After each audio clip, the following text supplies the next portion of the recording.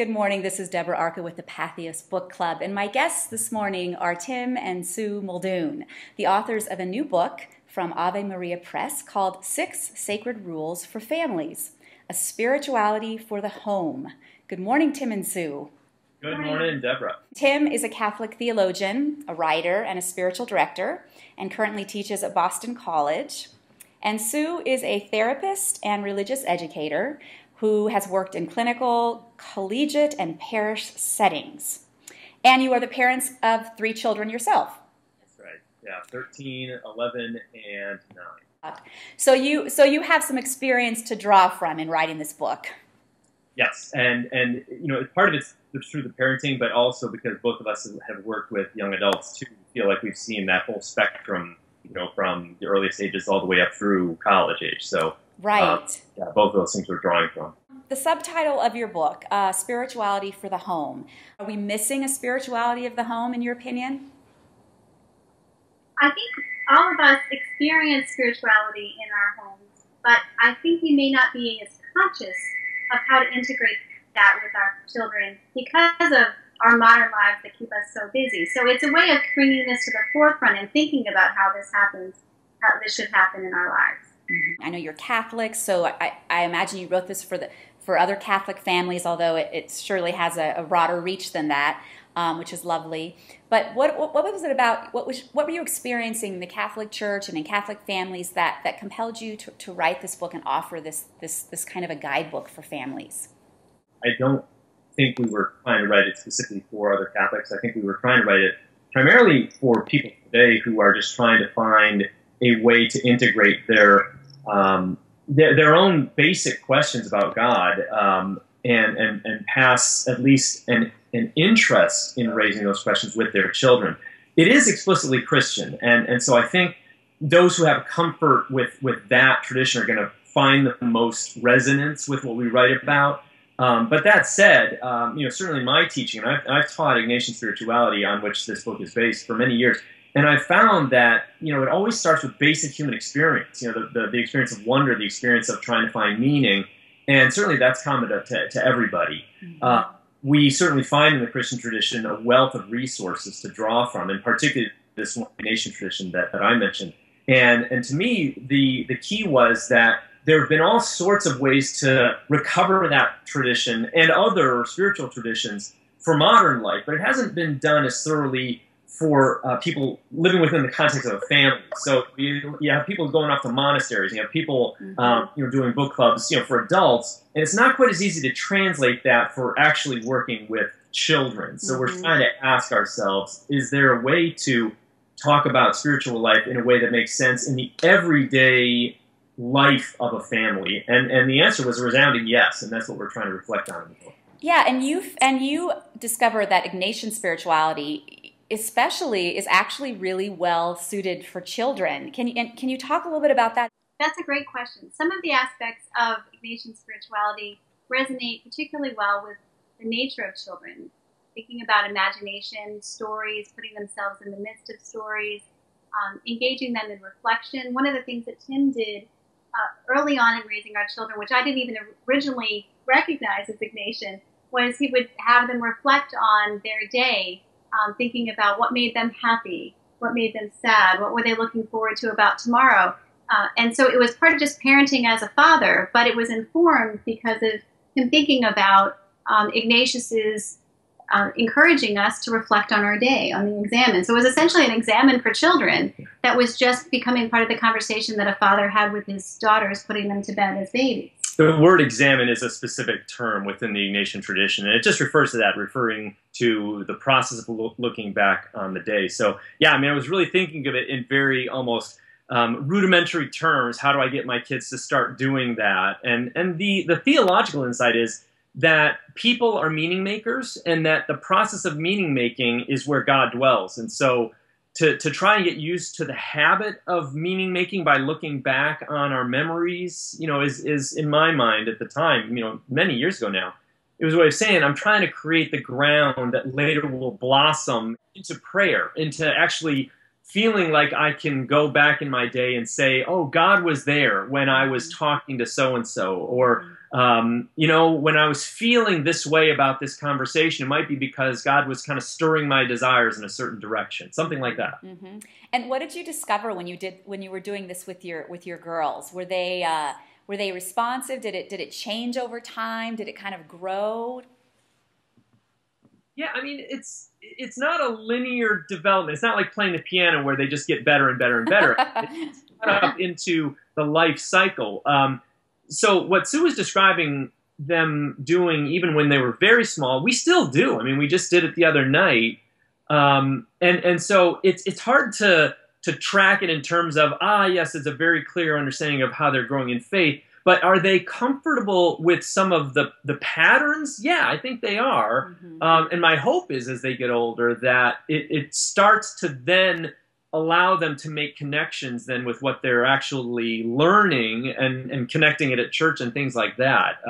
So yeah, I mean, I think there are things that we're starting to see, but it's hard to know how that tracks through their entire young adulthood into their adulthood. Right. That's one thing that I think is part of this book, is recognizing that choosing to write it is in the midst of our raising our own children. This isn't a how-to because we can tell you exactly what to do, right, but it's coming from the reflection of the fact that this is an important project that many of us are in the middle of. How can we take what we've learned and are trying to apply in our own family and are struggling with in the day and share that. Yeah. Our 13-year-old doesn't come to us and say, it's time to do 3 things tonight. Yeah. You know? But, you know, our son who's 9 and has joined our family only in the last year and a half, he, you know, will ask for blessing and will start to bless us. You know, that those rituals are very meaningful. Yeah. And I can see that we're able to use different language with our daughter who's entering adolescence around that. Mm-hmm. But the foundation came from the things that happened when she was younger. Yeah. You've said about your book, while it's very practical and hopes to provide tools to create a family spirituality, you also say it's not about adding to our to-do list, right, which I imagine is a huge relief to busy parents. We're not proposing that you do these other activities with your children. We're really saying to the parents, start to approach your parenting through maybe different lenses. In some ways, this is a book really for parents more than for children. Mm-hmm. We're saying to the parents that there are ways that you can reflect on your own life, start to think about prayer, start to practice prayer in ways that are going to encourage your children to imitate you. I think it becomes very difficult to kind of outsource your children's spirituality. They're going to copy you. And so if you're cultivating your own spiritual life, they're going to be also learning how to cultivate their own. You know, it may involve some activities that you're not already doing, but for the most part, we're trying to say that it's embedded in the life you're already living. So start to think about questions like, well, where has God been in my experience? Where has God been in the way that I behave with my children? And what am I encouraging my children to do in imitation of me, trying to imitate Jesus, let's say? Tell us about the 6 rules. So there's 6 sacred rules. Can you give us a brief overview of what those are? Well, real briefly, the entire structure of the 6 rules is lifted and translated from the spiritual exercises of St. Ignatius of Loyola. So it's a classic source. For those that don't know it, it's a 16th century work, highly influential in a lot of contemporary retreat practice, and certainly undergirds the spirituality of many religious orders, most prominently the Jesuits, of which Pope Francis is the probably newest and most vivid example. Right. But they all are ways of rooting our lives in principles like God's created us, that God's given us meaning, and in this case, it meaning both as individuals and as a family, for sure. Certainly, the idea that in doing that, He gives us the tools to live lives of meaning making. Everything then in the world becomes a way that we help to discern where God is leading us in our life. Again, both as individuals, as parents, and in encouraging our children to similarly discern the gifts that God has made them with, and we as parents want to help them to discover those things.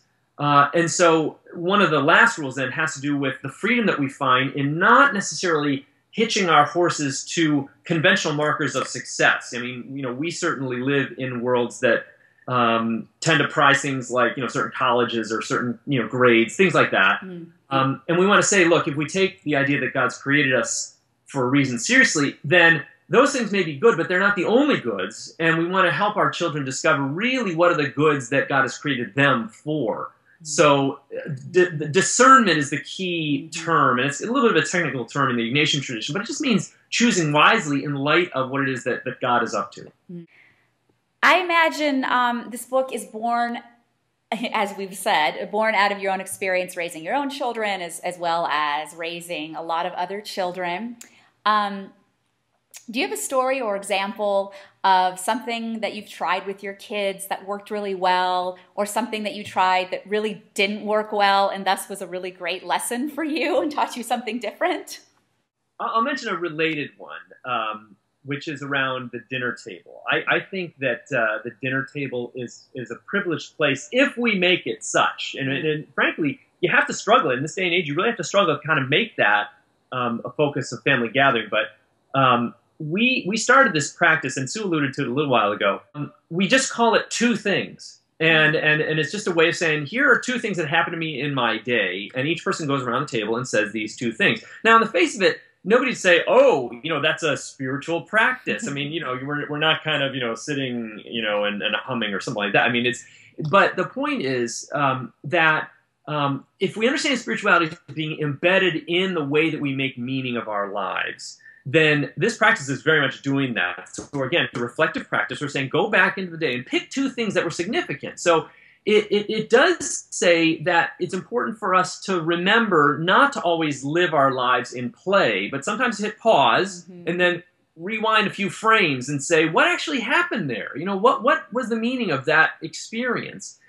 And so, that practice seems to have kind of latched on. I mean, that's one of the things I would say, referring to your earlier question, we hope is kind of laying the groundwork for just even a basic attentiveness to the meaning of their lives as they're unfolding. So I think that's worked pretty well. As a therapist myself, I recognize that many of these practices are very good family health practices, regardless of your spirituality. Yeah. Getting your children to talk about their day and to reflect on things, to think about what their giftedness is and how they can use that in the world. One of the things we say to the kids is about using their powers for good. Sort of a mantra. You've been given these gifts. How are you going to use them for good? And we started that from when they were very young, so that when they cherish something and they say, oh, you're smart or you're pretty and that sort of thing. Okay, well, that's something you've been given. How are you going to use that for good? And being rooted in the Christian perspective, we say, how are you going to use that, in service to the world and to reflect Jesus to other people, in service to the church. But anyone, from any perspective, I think will see that having your child feel like what they've been given and the gifts that they've been given are not just for their own good or their own happiness, but that they'll find happiness in sharing that with other people. And psychological practice tells us that people who are just seeking their own happiness typically end up without it. We're trying to give them that perspective from a young age. What do you think the most important rule is in creating a family spirituality? If you had to choose one kind of overarching theme, what would that be? I know what I think. Yeah. What do you think? I would say that that God has created our family. I think that that's becomes the foundation. I think that's it. Say that again. God's created our family. God has created our family. Somehow we have a purpose together. That we are a community. I think for us, in some ways, that there's even that additional challenge because our family is formed through adoption. God has created our family. Not just that God created them through our marriage, but that God has created this. We are this community who have committed to each other. And then that is something that can be carried to other commitments that they make in their future. That we are on a project together, and that's not always going to be smooth or easy. But if God is calling us to something, then hopefully that's going to help us to get through the more challenging places. That going into those hard places with our kids is important. Then we can seek God's support and God's grace through that, and not just feel like it's something that needs to be endured without purpose. The book, again, is 6 Sacred Rules for Families, A Spirituality of the Home. Thank you so much, Tim and Sue Muldoon, for being here with us today. Thank you, Deborah.